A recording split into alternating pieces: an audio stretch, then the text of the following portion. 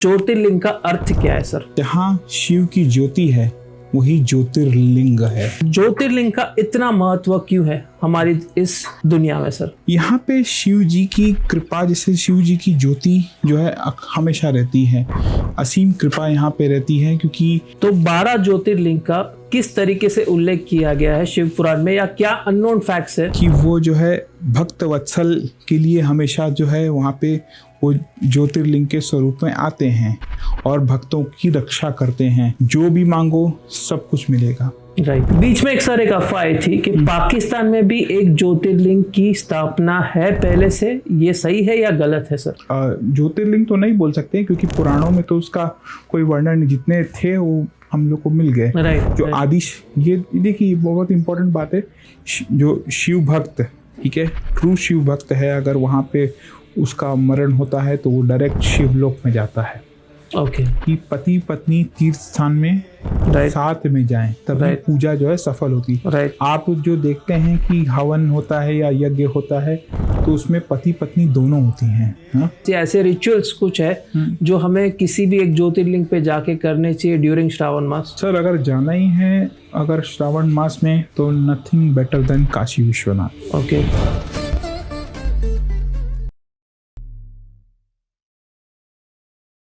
12 ज्योतिर्लिंग एक ज्योतिर्लिंग नहीं, एक मंदिर नहीं, एक जीवित रूप है शिव का, और हर एक के पीछे छुपी है एक कहानी, एक रहस्य और एक शक्ति। आज हम जानेंगे इस 12 ज्योतिर्लिंग के पीछे का रहस्य, इनकी शक्ति, और साथ ही में हम समझेंगे कि इन 12 ज्योतिर्लिंग के पीछे का महत्व क्या है। आज जो हमारे गेस्ट है वो तीसरी बार हमारे शो में आ रहे हैं, जिनका नाम है अंशुल पांडे। और जैसे मैंने पहले कई बार कहा है, इन्होंने एक प्रसिद्ध किताब लिखी है जिसका नाम है ऑथेंटिक कंसेप्ट ऑफ शिवा, और एक किताब इनकी आ रही है जो शिवा बेस पे ही होगी। और साथ ही में इनकी अगर बैकग्राउंड की बात करें, इन काफी सारे वेदास पे, काफी सारे ग्रंथों पे, काफी सारे यहाँ पे कह सकते वैदिक पुराणों की यहाँ पे उन्होंने रिसर्च की है और काफी इनकी गहरी पकड़ है। तो शुरुआत करते हैं आज के इस इंटरेस्टिंग एपिसोड का, जिसका नाम हमने रखा है 12 ज्योतिर्लिंग का रहस्य।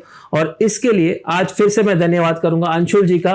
बहुत बहुत शुक्रिया सर, आप आज तीसरी बार हमारे शो में आ रहे हैं, और आज जो श्रावण मास चल रहा है उस पर हमने टॉपिक डिसाइड किया 12 ज्योतिर्लिंग के रहस्यों के बारे में जानने के लिए आपसे सर। बिल्कुल, आपके सभी श्रोताओं को हर हर महादेव और श्रावण की शुभकामनाएं सभी को। तो सबसे पहले एक बेसिक क्वेश्चन से शुरुआत करेंगे इस एपिसोड की। ज्योतिर्लिंग का अर्थ क्या है सर? तो ज्योतिर्लिंग का अर्थ होता है जहाँ जो ज्योति है, इसी से ज्योति से ही पता चलता है, जहाँ शिव की ज्योति है वही ज्योतिर्लिंग है। ओके। लिंग का अर्थ तो आप सभी को पता है कि दैट इज अ सिंबल। ठीक है, जहाँ शिव जी की ज्योति है, ज्योति का वास होता है, वही ज्योतिर्लिंग, वो एक स्पेशल जगह होती है। Okay okay. हाँ, तो इसी का अर्थ ज्योतिर्लिंग हम कह सकते हैं। बिल्कुल। उसी से दूसरा एक सवाल पूछूंगा ज्योतिर्लिंग से रिलेटेड, कि ज्योतिर्लिंग का इतना महत्व क्यों है हमारी इस दुनिया में सर? ज्योतिर्लिंग, जैसे देखिए शिव जी के मंदिर तो बहुत हैं, बहुत सारे प्रसिद्ध मंदिर है, हर जगह दुनिया में है, ठीक है, मक्केश्वर तक है उनका जो। तो लेकिन यहाँ पे शिव जी की कृपा, जैसे शिव जी की ज्योति जो है हमेशा रहती है, असीम कृपा यहाँ पे रहती है। क्योंकि यहाँ पे शिव जी के भक्तों का उद्धार किया है, अपने भक्तों का। ठीक है, शिव जी कैसे भक्त वत्सल हैं, और ये जगह इनके भक्तों के एक ऐसे यादगार है। आप जैसे कथाएं अभी आगे सुनेंगे तो एक एक आपको पता चलेगा कि इसका महत्व क्या है। शिव जी जैसे बताया गया है कि वो उनको ना कोई आभूषण रखो ना कुछ रखो, एक बेलपत्र से ही वो संतुष्ट हो जाते हैं। हाँ, वो भोले बाबा हैं। भोलापन है उनके मुख में, वही भोलेनाथ है हमारे। देवों के देव महादेव हैं वो। राइट। तो 12 ज्योतिर्लिंग की अगर बात करें तो एक्चुअल में 12 ज्योतिर्लिंग के पीछे का रहस्य क्या है? ये कहाँ से शुरुआत हुई थी 12 ज्योतिर्लिंग की, उसके बारे में कुछ बताइए सर।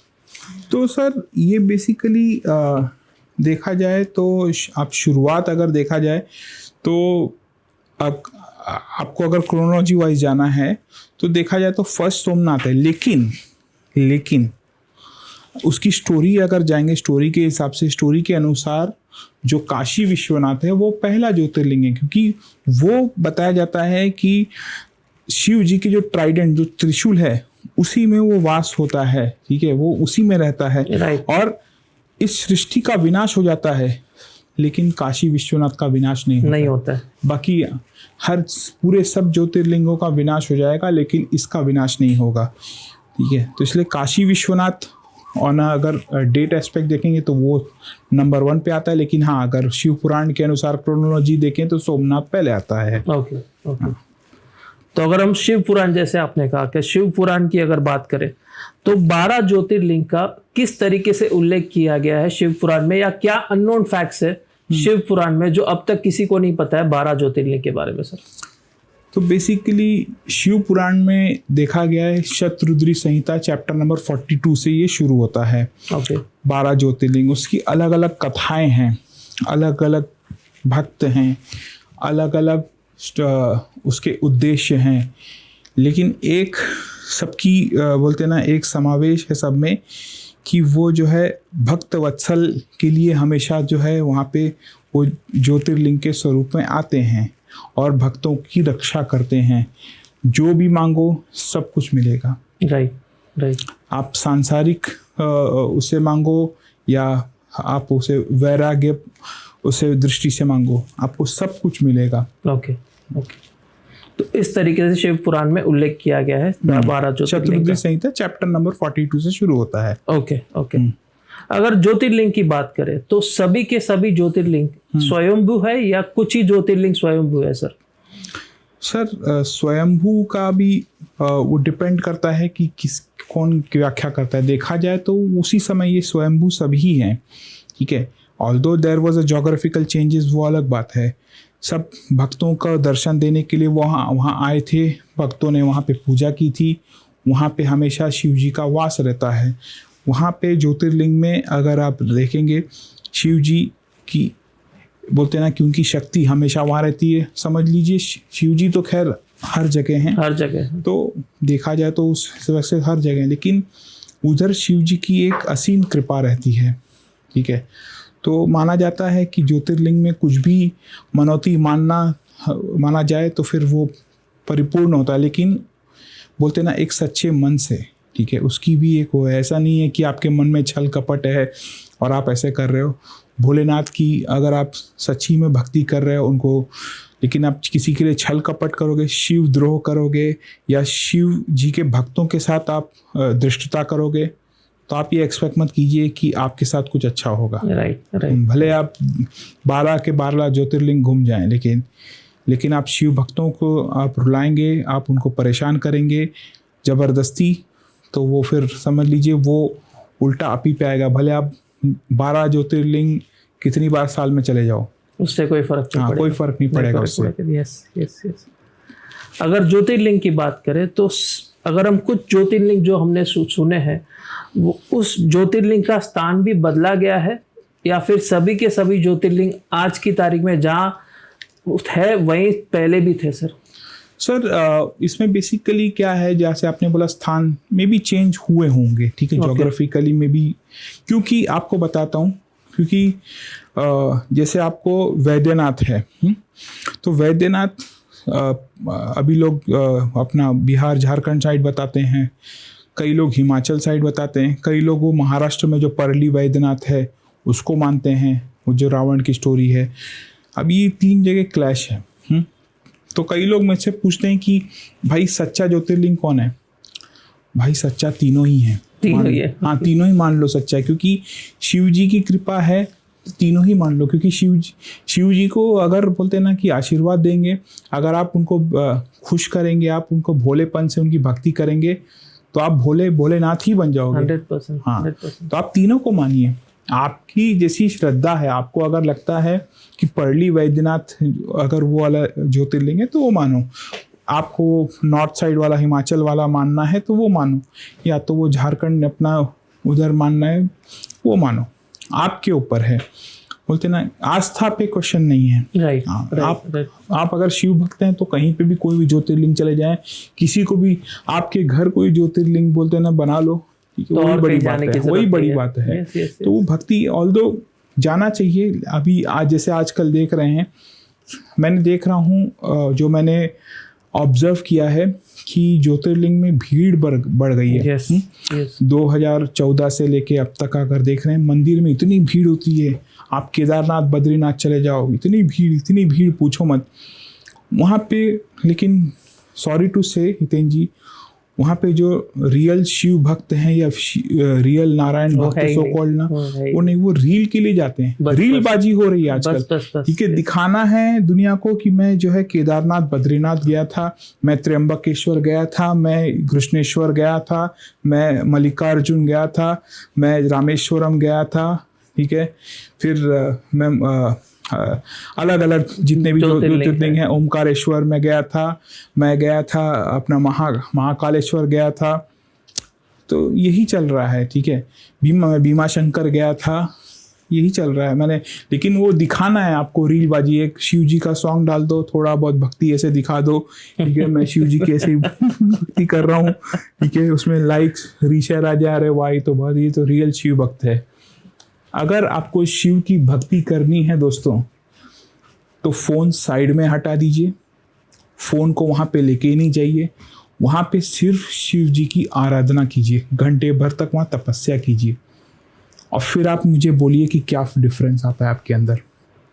इससे कुछ नहीं होने वाला सर। हाँ, मैं आपको ट्रस्ट मी, फ़ोन आप चाहिए तो अगर जैसे आप त्र्यंबकेश्वर जा रहे हों, फॉर एग्जाम्पल त्र्यंबकेश्वर जा रहे हैं, आपका होटल में ही फ़ोन रख दो, आप वहाँ पे शिव जी की भक्ति कीजिए, शिव जी की आराधना। वहीं त्र्यंबकेश्वर के बहुत सारी जगह हैं, बहुत बढ़िया जगह है। मैं एक एग्जांपल में त्र्यंबकेश्वर की, मैं मेरे लिए नज़दीक है, मुंबई से नज़दीक, तो मैं जाता रहता हूँ। तो वहाँ पे आसपास बहुत सी, बोलते हैं आप बाहर रहे हैं और शिव जी की में भक्ति में लीन रहें, ओम नमः शिवाय का जाप कीजिए, आपको जो ठीक लगता है वो मंत्र बोलिए, ठीक है, पुराणों का मंत्र बोलिए या जो भी आपको ठीक लगता है। आजकल तो सबसे फेमस है कर्पूर गौरम करुणावतारम, ये ट्रेंडिंग है। हाँ, वो तो ट्रेंडिंग है, सब लोग को याद ही हो गया है। तो वही बोलिए, आपको जो ठीक लगता है। राइट। तो लेकिन आप ये सब रीलबाजी से बचिए, ठीक है, वरना फिर ये ऐसे विनाश की ओर जाएगा ना, फिर पूछो मत। हाँ, और आपने अपने बच्चों को भी बोलिए कि फ़ोन जो है अलाउड, बोलते ना कि वहाँ मत ले जाइए मंदिर प्रांगण तक। और इनफैक्ट मैं तो ये भी बोलूँगा, जितने भी जो सिर्फ ज्योतिर्लिंग की बात नहीं कर रहा हूँ मैं, जितने भी फेमस, जैसे बालाजी मंदिर हुआ आपका, या बद्रीनाथ हुआ, फिर आपका कोई भी जो बड़े बड़े टेम्पल्स देख लीजिए, वहाँ पे हो सके तो जो मंदिर प्रांगण के आसपास फ़ोन अलाउ मत कीजिए, मत करिए। हाँ, बंद कीजिए। मैंने फ़ोन क्या ज़रूरत है उधर, कोई ज़रूरत नहीं है। यस। बीच में एक अफवाह आई थी कि पाकिस्तान में भी एक ज्योतिर्लिंग की स्थापना है पहले से, ये सही है या गलत है सर?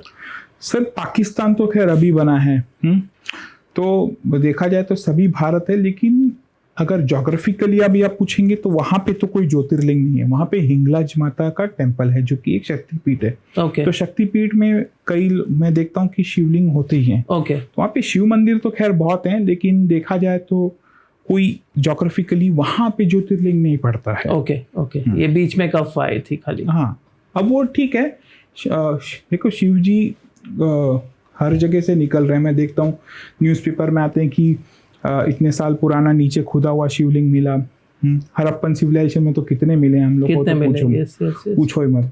तो हर जगह से निकल रहा है, तो वो ज्योतिर्लिंग तो नहीं बोल सकते, क्योंकि पुराणों में तो उसका कोई वर्णन नहीं, जितने थे वो हम लोग को मिल गए। जो आदि, ये देखिए बहुत इंपॉर्टेंट बात है, ये ज्योतिर्लिंग की बोलते ना कि जो मेन जब शुरुआत किसने की, भगवान आदि शंकराचार्य, ठीक है, उन्होंने पुनर्वसन किया सबका, ठीक है। बाद में बीच में जब मुगल काल में जैसे काशी के विश्वनाथ और सोमनाथ का हुआ, तो अहिल्याबाई होलकर ने वहाँ पे किया।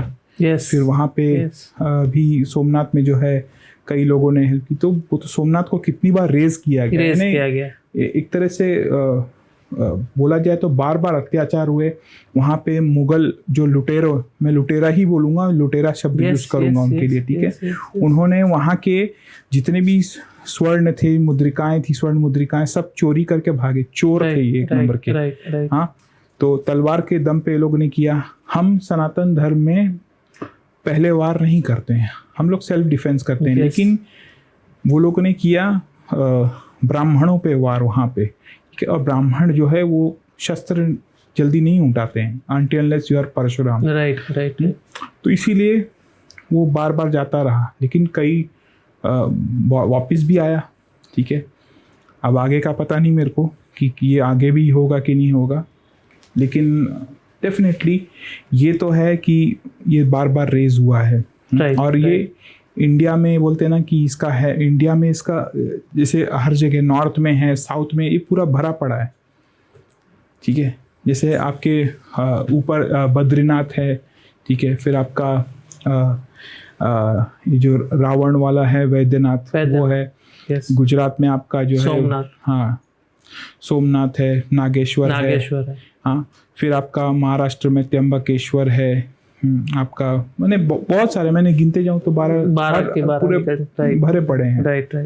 अगर सोमनाथ ज्योतिर्लिंग की बात करें सर, तो सोमनाथ ज्योतिर्लिंग की उत्पत्ति की कथा क्या है और चंद्रदेव का इसमें कैसे योगदान था सर? सो बेसिकली चंद्रदेव का क्या योगदान था, इसकी कथा शुरू होती है दक्ष प्रजापति से। ओके। तो दक्ष प्रजापति की 27 पुत्रियां थी। ओके। हाँ, तो उसमें से मैंने 27 नहीं, सती भी थी। तो जो 27 थी वो उन्होंने जो है चंद्रदेव के साथ उनका विवाह हुआ। ओके। ठीक है। लेकिन वो रोहिणी को बहुत प्रेम करते थे, अधिक प्रेम करते थे वो। ओके। सबसे ज़्यादा प्रेम करते, और बाकी के साथ थोड़े से बायस थे, यानी बोलते ना इतना उनको ज़्यादा तवज्जो ना देना, तो ऐसा था। तो इस चीज़ को लेके सब लोग नाराज़ थे, सारी पत्नियां, कि ये रोहिणी को ही सिर्फ जो है प्रेफरेंस दे रहे हैं, बाकी भी तो वाइफ होती ना, तो सब में ऐसा नहीं होना चाहिए कि डिफरेंस क्रिएट करें। राइट। तो सब लोग दक्ष प्रजापति के पास गए, बाकी सब पत्नियां, और उनको बोले कि ये जो है रोहिणी को ही सिर्फ जो है वो प्रेफरेंस देते हैं, बाकी किसी को प्रेफरेंस नहीं देते हैं। तो दक्ष प्रजापति गुस्सा हुए, बीइंग अ पिता, तो उन्होंने जो है चंद्रमा को क्षय होने का श्राप दे दिया। और फिर बाद में सब लोग जो है फिर परेशान हो गए, बोला अगर चंद्रदेव अगर नहीं रहेंगे तो शीतलता कौन प्रदान करेगा? जो शीतल हवाएं आती हैं, सूर्यदेव के बाद चंद्रदेव आते हैं, कौन देगा? तो उनका सरवाइव करना ज़रूरी है। तो फिर सब लोग ने शिव जी की आराधना की, चंद्रदेव ने भी शिव जी की आराधना शुरू की और उनको प्रसन्न किया। मैं आपको शॉर्ट में बता रहा हूँ, नहीं तो बहुत बड़ी है, हाँ, वरना फिर आपका इसी में आपका आधे घंटे निकल जाएगा। हाँ।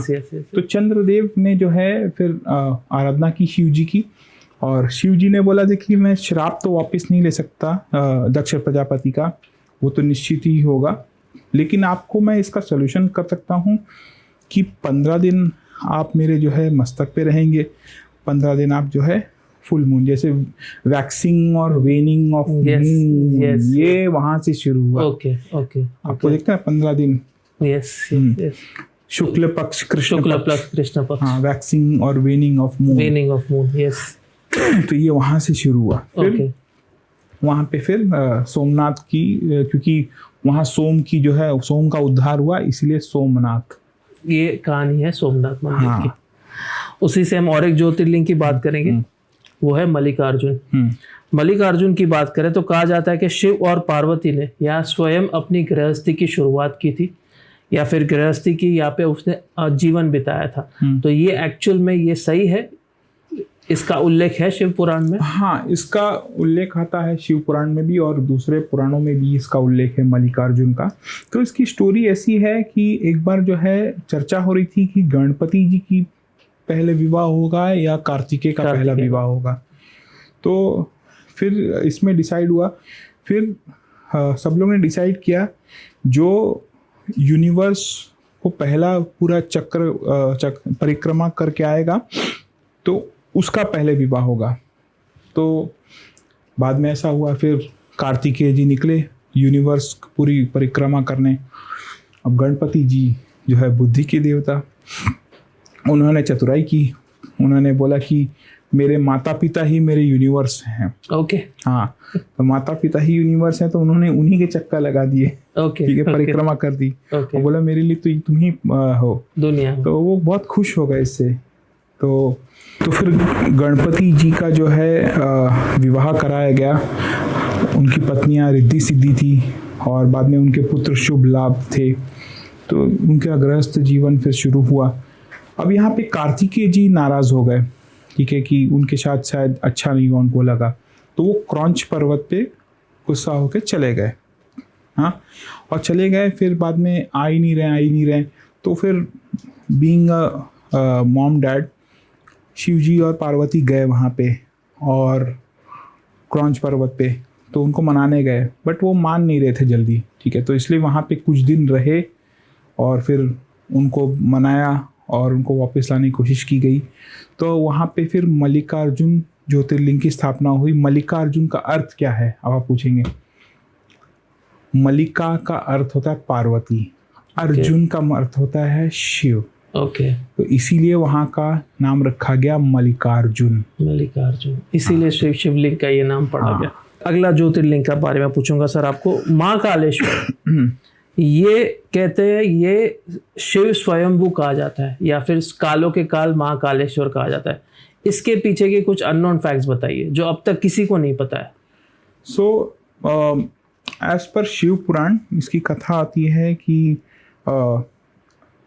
एक ब्राह्मण था और उसके 4 पुत्र थे, तो जो बहुत बोलते ना कि शिव जी के पूजा में तल्लीन रहते थे, यानी शिव भक्ति के अलावा उनको कुछ आता ही नहीं था उसके अलावा। तो और दुनियाई चीज़ों में वो ध्यान ही नहीं देते थे। तो उनके पिता इस चीज़ के लिए बहुत खुश होते थे, वो भी एक शिव भक्त ही थे। तो वहाँ पे एक दूषण नाम का राक्षस था, असुर। तो वो जो है वहाँ पे परेशान करता था उज्जैन में, उज्जैन महाकालेश्वर बोलते ना अभी, तो वहाँ पे बहुत परेशान करता था लोगों को। तो उस चीज़ को लेके जो है वो सब परेशान होते थे। तो एक बार जो है वो आया और सबको परेशान करने लगा। तो सब बोले कि आप शिव भक्त हो तो आप हमको बचा सकते हो, क्योंकि शिव भक्त होना उस समय बहुत एक नेक काम माना जाता था। तो वहाँ पे जैसे ही राक्षस आ रहा था तो वो बोले कि बचाओ, लेकिन वो वहाँ से पूजा से हटने को रेडी नहीं। वो चारों जो पुत्र थे ब्राह्मण के, वो पूजा ही करे, क्योंकि उनको कॉन्फिडेंट था वो उनको बचाएंगे। वहाँ पे उनके ऊपर जब राक्षस ने अटैक करने आया, जैसे ही अटैक किया राक्षस ने, वैसे ही शिव जी आए और त्रिशूल से जो है उस राक्षस का विनाश किया। और विनाश करते जब शिव जी जब प्रकट हुए, बहुत ही जोरदार गर्जना हुई। तभी से वहाँ का नाम रखा महाकाल। राइट, इसीलिए महाकाल जोर की गर्जना हुई और उसी से हुआ महाकाल। बोलते ना हम लोग जोर से बोलते हैं शब्द को, महाकाल। राइट। हाँ, कालों के काल। हाँ, महाकाल के बारे में और एक अगर बात करें सर यहाँ पे, तो इस समय कहा जाता है कि जो ज्योतिर्लिंग में जो सबसे ज्यादा इस समय in terms of specially remedies जो होती है वहाँ पे, वो सबसे ज़्यादा महाकाल में ही होती है। हाँ, बोल सकते हैं, लेकिन हर जगह होती है। जैसे जो आप त्र्यंबकेश्वर में जाएंगे वहाँ पे तो कितनी सारी पूजाएं होती हैं। वहाँ पे आपको तंत्र की पूजाएं भी होती हैं। फिर उधर आपकी नागनाथ बलि होती है। फिर आपको बोलते ना काल सर्प जो दोष है वो है। तो बहुत सारी माने वहाँ पे होती है पूजा। और तंत्र वाली भी होती हैं। लेकिन तंत्र वाली थोड़ी सी कम होती। तंत्र का आपको दिखेगा मोर ऑफ शक्ति पीठ में, जैसे कामाख्या हो गई या कोई भी जैसे शक्ति पीठ होती है, वहाँ पे तंत्र ज्यादा होती है। अगर काशी विश्वनाथ की बात करें, तो काशी विश्वनाथ का अगर हम संबंध कहें तो ये कहा जाता है पुराणों में कि असुरों के साथ था। इसके पीछे की कुछ रहस्य बताइए सर। नहीं, असुरों से कुछ रिलेटेड नहीं है काशी विश्वनाथ। इसका जो क्रिएशन कैसे हुआ था, एक बार जो है भगवान विष्णु जो है तपस्या कर रहे थे भगवान महादेव की, ठीक है। तो वो इतने इमोशनल हो गए भगवान शिव को लेके ना कि वो रोने लगे। हाँ, और रोते उनके अश्रु निकले। वही अश्रु से जो है वहाँ काशी विश्वनाथ का जो है क्रिएशन हुआ वहाँ से। ओके। हाँ ओके। और वहीं से जो है फिर बोलते ना कि और खुश होते होते उनकी जो है वो कर्णिका जो होते ना राइट कान में, राइट। तो जो मणिकर्णिका घाट है ना मणिकर्णिका घाट। वहीं गिरी थी, तो ये वो विष्णु भगवान की कर्णिका बोली जाती है ओके। उसको। ओके। तो वहीं से मणिकर्णिका घाट हुआ। ओके। और बताया जाता है कि इसका डिस्ट्रक्शन कभी नहीं होता है क्योंकि ये शिव जी के त्रिशूल पर है। ओके। ओके। इसीलिए इसका डिस्ट्रक्शन नहीं होता। बताया जाता है कि अगर जो काशी में मरता है ट्रू शिव भक्त, ठीक है, उसके भी कुछ होते हैं, वसूल होते हैं। ऐसे नहीं कि शिव भक्त को नाराज करके, जो शिव भक्त, ठीक है, ट्रू शिव भक्त है, अगर वहाँ पे उसका मरण होता है तो वो डायरेक्ट शिवलोक में जाता है। Okay. Shivlok is nothing but you will moksha. Right right right. ठीक है, तो ये उसकी। और बोलते ना कि वहाँ पे तो हर तरह के वहाँ पे सबसे ज़्यादा शैव लोग आपको देखने मिलते हैं। आपको अगर अघोरी, आजकल वो ट्रेंड बन गया अघोरी और उनको देखने का, ठीक है, तो वो वहाँ पे आपको बहुत दिखते हैं। वहाँ पे आपको देखते हैं काशी की जो ओरिजिनल टेम्पल है वहाँ पे तो अभी हम लोग है नहीं, तो हम लोग जो अहिल्याबाई होलकर जी ने जो बनाया है हम लोग वहीं जाते हैं, तो उसी को हम लोग शिवलिंग मांगते हैं। राइट। अभी आप देख रहे हैं कि जो वहाँ जो मुस्लिम लोग का वजू खाना है, कैसे महाकाल बाबा वहीं प्रकट हुए, ठीक है, और उनके साथ क्या क्या हुआ वहाँ पे, वो थूका जाता है, यानी वजू खाना, यानी वहाँ पे तुम अपना कुल्ली करते हो और वो सब पैर हाथ धोते हो, तो शिव जी का कितना अपमान हो रहा है। और अभी जब I don't know supreme court ने या जो भी कोर्ट है इनकी, जो भी, मुझे नहीं पता कि इलाहाबाद कोर्ट से है कि कहाँ, मुझे लीगल जानकारी नहीं है, लेकिन अभी तक ये हमारे हाथ में नहीं है। ओके। ओके। ओके। अभी तक हमारे हाथ में नहीं आया है। आर्कोलॉजिकल एविडेंस चीख के कह रहा है कि ये शिव टेम्पल है भाई। शिव टेम्पल है। हाँ, कहाँ पे भाई? मस्जिद में कहाँ भूत परस्ती होती है भाई? आइडल वर्शिप तो तुम लोग करते हो नहीं, तो फिर तुम कैसे उसको फव्वारा बोल रहे हो? तुम अपमान कर रहे हो, ठीक है? कैसे तुम बोल सकते हो उसको फव्वारा है? और ये यानी 16वीं शताब्दी में तो फव्वारा नाम की कोई चीज नहीं थी। हाँ, तो तुम कैसे उसको फव्वारा बोल रहे हो? ज्ञान वापी कौन सा भाई? ये बताओ, उर्दू या अरबी में कोई मुझे बता दो ज्ञान वापी नाम की कौन सी मस्जिद भाई? कैसे तुम बोल सकते हो? हाँ, कोई उल्लेख ही नहीं। हाँ, कोई उल्लेख नहीं, क्या कोई उल्लेख नहीं है, सब कुछ। ठीक है, ऐसे एक रिसर्च निकला था, ठीक है, सभी वहाँ के मुस्लिमों को पता है कि ये शिवलिंग है। ओके। लेकिन प्रॉब्लम जो हिंदुओं के जो प्रॉब्लम है ना, उनको भरोसा नहीं है कि ये शिवलिंग है, ठीक है। ऐसे ही आपको हिंदुओं में परसेंटेज ही ज़्यादा दिखेगा, नहीं वो बिलीव करते हैं, वो नहीं, वो वहाँ मस्जिद ही थी, ठीक है। उनको पता है ये शिवलिंग है, यहाँ पे भूत परस्ती है, यहाँ पे चीख चीख के जो मूर्तियाँ बनी हुई है, जो आकलन बने हुए हैं, ठीक है, ये मस्जिद में नहीं हो सकती, नहीं हो सकता, हाँ, मस्जिद में नहीं हो सकती। हाँ, हम लोग आपकी इबादत गाह में हम लोग कुछ बोलना नहीं चाहते, आप अपना करो, लेकिन ये शिवलिंग ही है। हाँ, there is no doubt on that. Yes. अगर कृष्णेश्वर की बात करें तो ये सबसे छोटा और अंतिम ज्योतिर्लिंग कहा जाता है। इसके पीछे की क्या कहानी है सर? सर, छोटा तो नहीं बोल सकते किसी ज्योतिर्लिंग को, बट हाँ, कृष्णेश्वर अगर आप क्रोनोलॉजिकल ऑर्डर में जाओगे शिव पुराण के, तो वो सबसे लास्ट आता है। ओके। नंबर 12 पे। ओके। तो कृष्णेश्वर का ऐसी स्टोरी है, एक कृष्णा करके जो है एक भक्त थी शिव जी की। ओके। और उसकी एक बहन थी।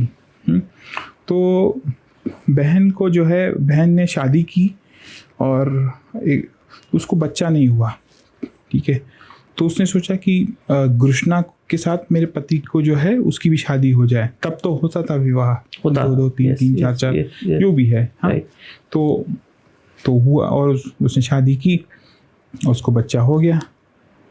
और बच्चा हुआ, फिर बाद में वो जलने लगी उससे, क्योंकि सब लोग उसको चिढ़ाने लगे, वहाँ तुम बांझ हो और ये हो, ऐसा है वैसा है, इस तरीके का। तो इस तरह की बातें होने लगी, तो उसको और जलन हुई उस पर। तो उसने क्या किया, उस जो बहन है, कृष्णा का जो पुत्र था, उसने जो है पानी में बहा दिया वहीं पे। ओके। और वो तभी उस समय जब पानी में बहाया, तब वो शिव जी की पूजा कर रही थी। मैंने आपको बोला था, याद कीजिए, कि यूनिक स्टोरी है, लेकिन बोलते हैं भक्त वत्सलता इसमें पहले आएगी। और ये कितनी बड़ी भक्ति है, आप अभी सुनिए स्टोरी। वो उसका पुत्र, ठीक है, सब लोग बोल रहे हैं कि उसने फेंक दिया है, मर गया वो, ठीक है, लेकिन वो शिव जी की पूजा में अभी तक समाप्ति नहीं हुई है। बोली मैं शिव जी की पूजा करूंगी, उसके बाद यहाँ से उठूंगी। इतनी बड़ी बात है। उसका पुत्र, एक माता अपने पुत्र को खो दिया है, लेकिन पहले उन्होंने प्रेफरेंस किसको दिया? शिव जी को। तो शिव जी क्यों नहीं इसको जो है दर्शन देंगे? आप बताइए ना, ऐसे भक्त क्यों नहीं दर्शन देना चाहेंगे? तो तुरंत उन्होंने दर्शन दिया, ओके, विदाउट एनी डिले वहाँ आए, ठीक है, और वहाँ पे बोले क्या चाहिए? मैं चाहती हूँ कि आप यहाँ जो है रहें, इस पे आपका जो है ज्योतिर्मय स्वरूप रहे। पुत्र को नहीं मांगा, भगवान को मांगा। हाँ, और तुरंत भगवान ने उसके पुत्र को जीवित कर दिया। So this is Krishneshwar. Krishna भक्त करके थी, तो इसलिए फिर वहाँ कृष्णेश्वर ज्योतिर्लिंग।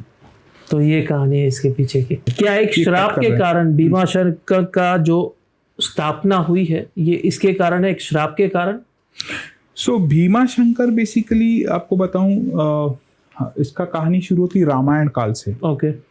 रामायण में इफ यू रिमेम्बर कुंभकर्ण था, जो भगवान राम ने मारा था जिसको, राइट।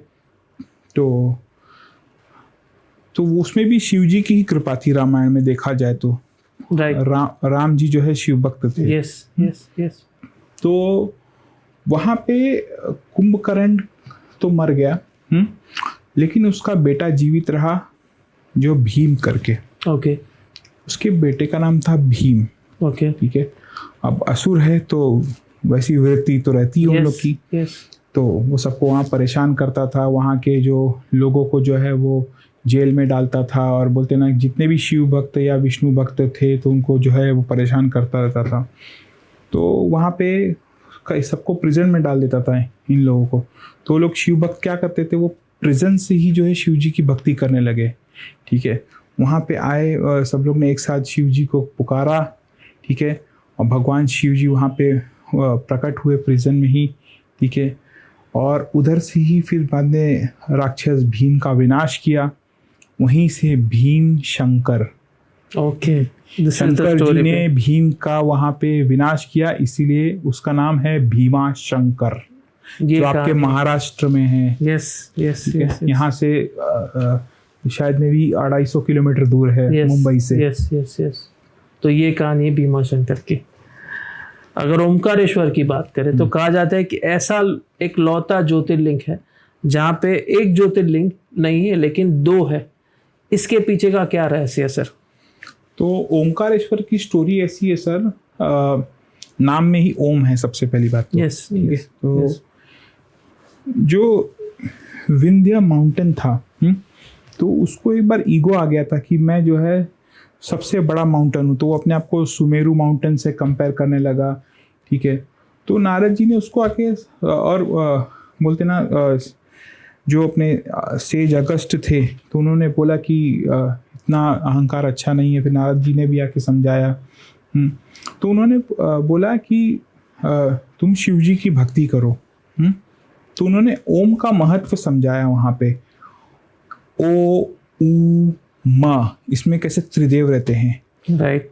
ओ, ठीक है, ओ उ। आपको देखो वहाँ पे बोलते ना, आपको कुछ फीलिंग होगी। ओ ये ब्रह्मा जी का, उ, ठीक है, म वो म महादेव का है, उ भगवान विष्णु का है, ठीक है। ओके। ओ उ म, इसमें त्रिदेव समाये हुए हैं। तो ये ओम जहाँ पे भी आएगा, यहाँ सब ये त्रिदेव रहेंगे, ब्रह्मा विष्णु महेश। हाँ, ब्रह्मा विष्णु महेश, ठीक है। वहाँ पे उन्होंने उसको समझाया, और फिर शिव जी की तपस्या की उसने, और बाद में वहाँ से जो है फिर ओमकारेश्वर का बोलते हैं प्रादुर्भाव हुआ। वहाँ पे 2 लिंग बने थे, एक जो ओम का नाद है वो ओमकारेश्वर, और जहाँ परमेश्वर जहाँ मडलिंग है उसे कहते हैं ममलेश्वर। हाँ, तो परमेश्वर का ममलेश्वर। ओके। जहाँ ओम है वहाँ ओमकारेश्वर, जहाँ परमेश्वर है वो ममलेश्वर है। तो इस वजह से यहाँ पे 2 ज्योतिर्लिंग की स्थापना है। हाँ।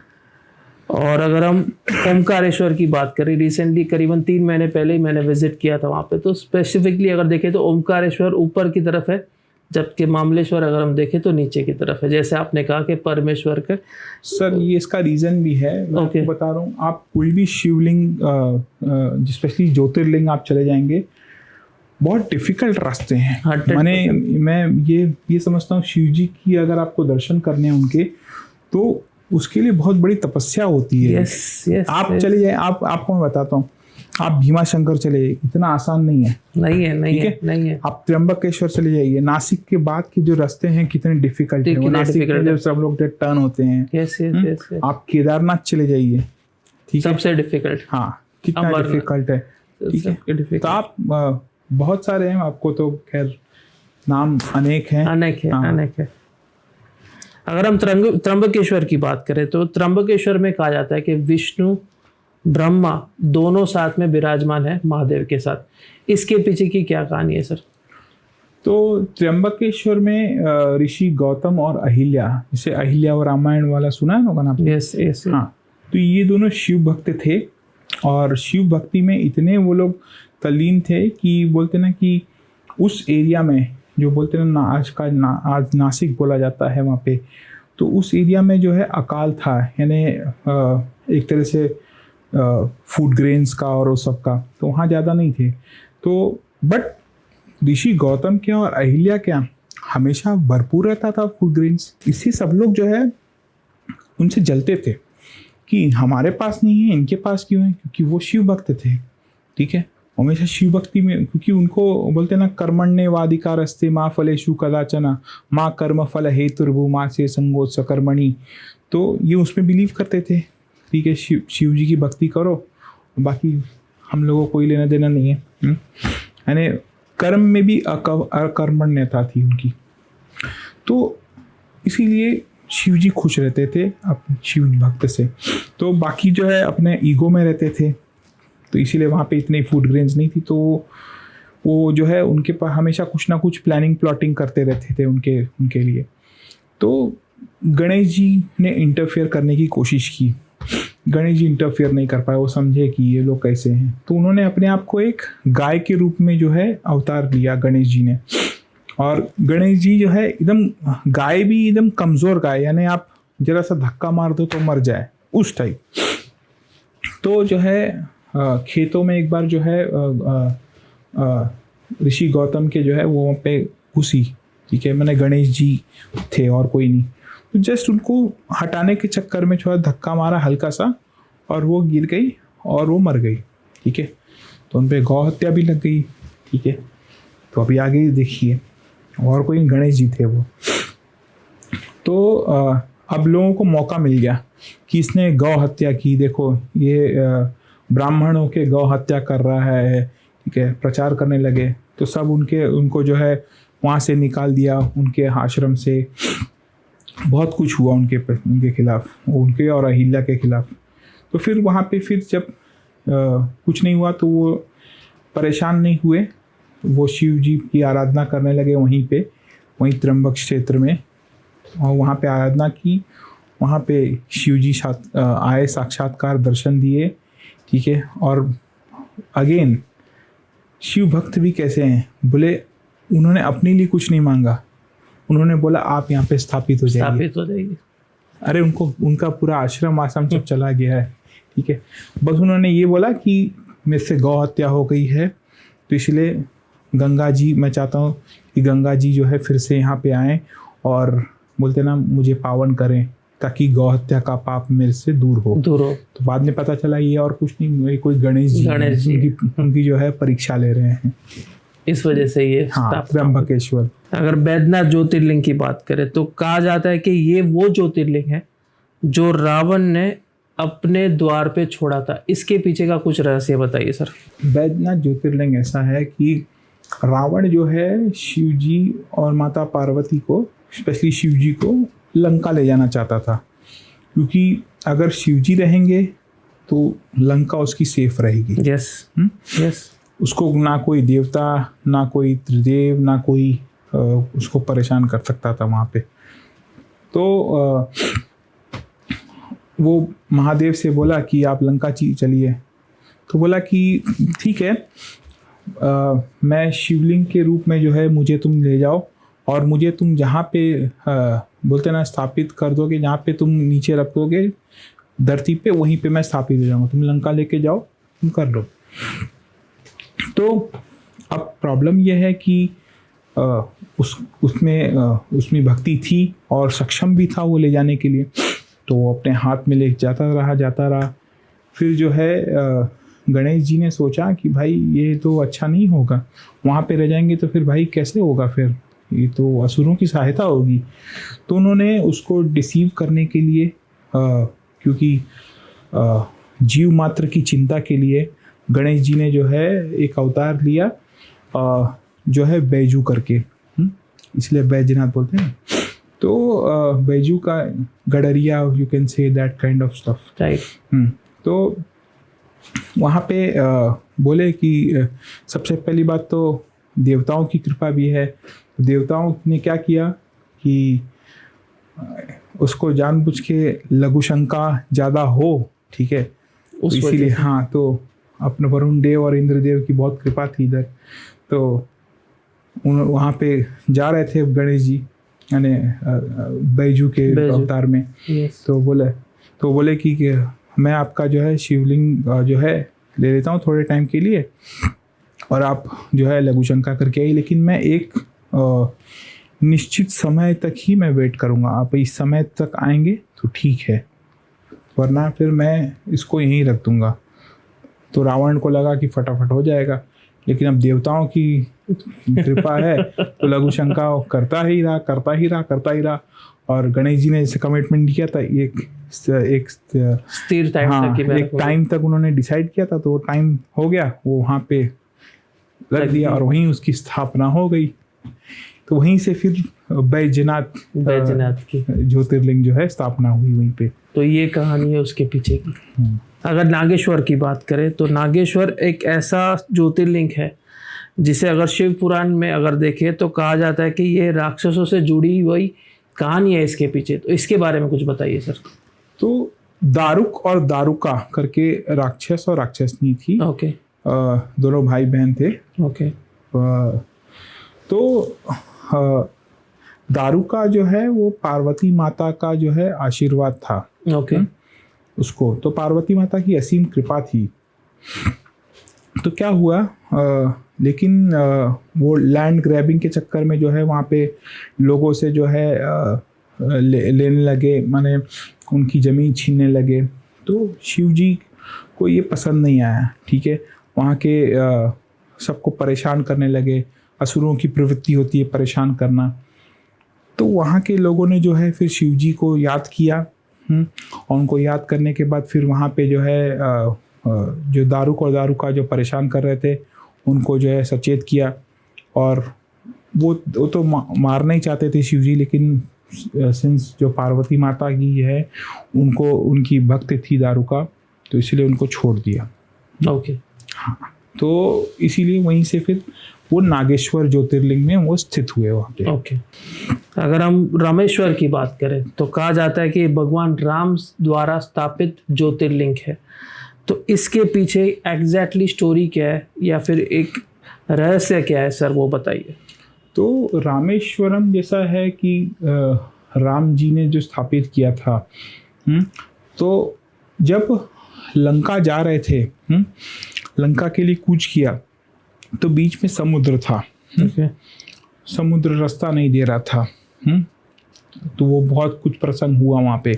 लेकिन जब समुद्र का जब बोलते ना कि चल रहा था कि इसको रास्ता बनाना है यहाँ पे, तो उस बीच उन्होंने डिसाइड किया कि वॉर के पहले शिव जी की आराधना करना ज़रूरी है, ठीक है। तो फिर वहीं पे उन्होंने फिर शिवलिंग स्थापित हुआ, और शिव जी ने जो है बोलते ना कि बोला कि विजयी भव, जीत तुम्हारी होगी और जीत जो है धर्म की होगी। और इसीलिए फिर वहाँ पे भगवान राम जो है वो जीते फिर। ओके। धर्म की जय हो, अधर्म का नाश हो। तो इस तरीके से रामेश्वर की स्थापना हुई थी। हाँ। अगर ज्योतिर्लिंग की बात करें तो कहा जाता है कि ज्योतिर्लिंग एक ऐसी चीज है, 12 के 12 ज्योतिर्लिंग हम बात करें, एक ऐसी चीज है जो आपको अपने लाइफ टाइम में 12 के 12 ज्योतिर्लिंग विजिट करने चाहिए to fulfil your all wishes, या कह सकते हैं एक ऐसी जर्नी है जो आपको करनी चाहिए। इसके बारे में आपके क्या विचार है सर? तो सर ज़रूर आपको हो सके तो इस लाइफ में, जो आपकी लाइफ भी है जितनी भी, तो 12 के 12 ज्योतिर्लिंग जाएं, लेकिन पत्नी सहित जाए। और सेम पत्नी के लिए भी है, वो पति के साथ जाए। ठीक है, ऐसे माना जाता है हमारे सनातन धर्म में कि पति पत्नी तीर्थ स्थान में साथ में जाएं, तभी पूजा जो है सफल होती है। आप जो देखते हैं कि हवन होता है या यज्ञ होता है, तो उसमें पति पत्नी दोनों होती हैं। हाँ, जैसे राम जी का भी जब अश्वमेध यज्ञ हुआ था तो उन्होंने सोने की सीता बाजू में जो है बिठाई थी। तो वो तीर्थ स्थान बोलते ना कि पूरा नहीं होता आपका जब तक आप पति पत्नी सहित ना जाए। अगर श्रावण मास की बात करें, ज्योतिर्लिंग की बात करें, तो कुछ ऐसे रिचुअल्स है, कुछ ऐसे अननोन फैक्ट्स है जो किसी भी ज्योतिर्लिंग के साथ हम रिलेट कर सकते हैं ड्यूरिंग श्रावण मास, या ऐसे रिचुअल्स कुछ है जो हमें किसी भी एक ज्योतिर्लिंग पे जाके करने चाहिए ड्यूरिंग श्रावण मास? सर अगर जाना ही है अगर श्रावण मास में, तो nothing better than Kashi Vishwanath. Okay, ठीक है, नथिंग बेटर देन दैट। वो सबसे पहला है और वो मोक्षदायिनी नगरी है। Kashi is above all, right, यानी काशी स्टैंड्स हियर, ठीक है, अबाव ऑल ज्योतिर्लिंग। राइट। हर बोलते ना कि क्या नहीं है काशी में। ठीक है, मैं आपके शाक्त पूजा भी है, आपके वहाँ पे भैरव भी हैं, काल भैरव बाबा भी हैं। यानी श्रावण मास में अगर जाना है आपको, तो काशी से अच्छी जगह कोई नहीं है। It's best of all. बाकी आपकी चॉइस है कि आप दूसरी जगह भी जा सकते हो, वही है, लेकिन उधर एक अलग ही है, अलग ही रूप है। सबसे पहला नंबर आप काशी विश्वनाथ। यानी श्रावण मास है, काशी, और तो भीड़ होगी वो अलग बात है, लेकिन उससे बेहतर कोई नहीं, कुछ बेहतर नहीं है। हाँ। अगर हम काशी विश्वनाथ की बात करें तो काशी विश्वनाथ में कहा जाता है कि इस समय अगर हम देखें स्पेशली ड्यूरिंग श्रावण मास, सबसे ज़्यादा कावड़ यात्रा भी वहीं होती है। ये सच है सर? सर आप सरप्राइज हो जाओगे, लेकिन मैं अगर बोलूं कि कावड़ यात्रा रामेश्वरम से शुरू हुई, राइट, हाँ, राइट, तो आप मानोगे, क्योंकि ये आनंद रामायण के सार कांड में मेंशन है। राइट, ठीक है, ये शुरू बोला जाता है कि जो गंगा का पानी लेके जाते हैं कावड़िया, तो जो है ना वो गंगा का पानी है, वो अभिषेक के लिए। तो आप काशी के गंगा से ले लो, चाहे आप वो बोलते हैं रामेश्वरम से ले लो, या आप कोई भी गंगा से ले लो, आप शिप्रा से ले लो, एक ही है। और तो और शास्त्रों में ये भी वर्णित है कि आप जहाँ पे शिव जी का मंदिर है, उसके प्रांगण का पानी ही गंगा जल है। ओके, ये भी बात है। ओके, तो ये कावड़ियों को मैं जैसे आपको बता रहा हूँ कि अगर आपको दूर जाना है तो चाहिए तो आप शिव मंदिर से भी जल ले सकते हो। ओके, वो भी एक गंगा जल ही है आपके लिए। राइट। श्रावण मास की बात करें, जैसे इसके पहले के एपिसोड में हमने 16 सोमवार का महत्व समझा, साथ ही में हमने समझा कि कैसे श्रावण मास में आपको रिचुअल्स करने चाहिए, श्रावण का महत्व क्या है, सोमवार का महत्व है, इसके पहले के एपिसोड में आपने बताया था। लेकिन अगर हम ज्योतिर्लिंग की बात करें तो ज्योतिर्लिंग और श्रावण मास, ये दोनों के कुछ अननोन फैक्ट्स बताइए जो अब तक किसी को नहीं पता है सर। तो सर श्रावण मास में जैसे कि अगर शिव जी का जो है एक तरह से फेवरेट जो है मंथ है आउट ऑफ ऑल 12। ठीक है, ये आपके स्कंद पुराण में श्रावण महात्म्य में मेंशन है कि शिव जी का जो है फेवरेट है। तो इस समय ज्योतिर्लिंग में जाके, जो जैसे मैंने आपको बोला ना कि आप विदाउट रील जाइए, आप पति सहित जाइए। ठीक है, आप पूजा कीजिए, हो सके तो नमः शिवाय, ओम नमः शिवाय का जाप कीजिए। ओम नमः शिवाय सबसे अच्छा मंत्र है। भी जो यज्ञ पवित्र नहीं धारण किए हैं वो नमः शिवाय का जाप किया करें। ठीक है, उससे अच्छा कुछ नहीं हो सकता। सबसे इजी और सबसे अच्छा मेथड गृहस्थ लोगों के लिए कि श्रावण मास कोई भी आप ज्योतिर्लिंग चले जाएं, बहुत अच्छा है। माने आप उसके लिए दिखाने के लिए मत जाइए, हो सके तो गुप्त निकल जाइए। गुप्त तीर्थ यात्रा सबसे अच्छी होती है, क्योंकि हम लोग को मुझे अगर या आपको जाना है तो आप मेरे को बताने के लिए जाऊँगा, अंशुल मैं जा रहा हूँ, आपको शिव जी को बताना है बस। हाँ, बस वहाँ पे आपको जो है बताना है। जैसे आप कोई विवाह में जाते हो, ठीक है, आप जो है आपको जिसने आपको इनविटेशन देता है तो आप उसके लिए जाते हो ना भाई, उसको दिखाने जाते हो ना। हाँ, तो बस आप शिव जी को दिखाइए और किसी को दिखाने की जरूरत नहीं है। इसी तरीके से श्रावण मास करते हैं। बिल्कुल। बहुत बहुत शुक्रिया सर। आज हमने एपिसोड में पूरा डिस्कस किया 12 के 12 ज्योतिर्लिंग के रहस्य, उसकी ओरिजिनल स्टोरीज को हमने समझा और महत्व समझा हर एक ज्योतिर्लिंग का। और इसी श्रावण मास में अगर हम कहें तो जितना हो सके आपके आसपास जो नज़दीक में ज्योतिर्लिंग है वहाँ पे जाइए, जो तरीका आपने बताया उस तरीके से जाइए, फ़ोन को छोड़ दीजिए और अकेले जाइए, शिव की आराधना कीजिए। यही सबसे बड़ी आपकी कह सकते हैं शिव भक्ति है श्रावण मास में। बहुत बहुत शुक्रिया फिर से एक बार। आज इस एपिसोड में आपने अपने ज्ञान से और अपने एक्सपीरियंस से हमारी ऑडियंस को और एक बार मार्गदर्शन दिया है टुवर्ड्स शिव भक्ति। Sir, thank you very much. Her her Mahadev. Her her Mahadev.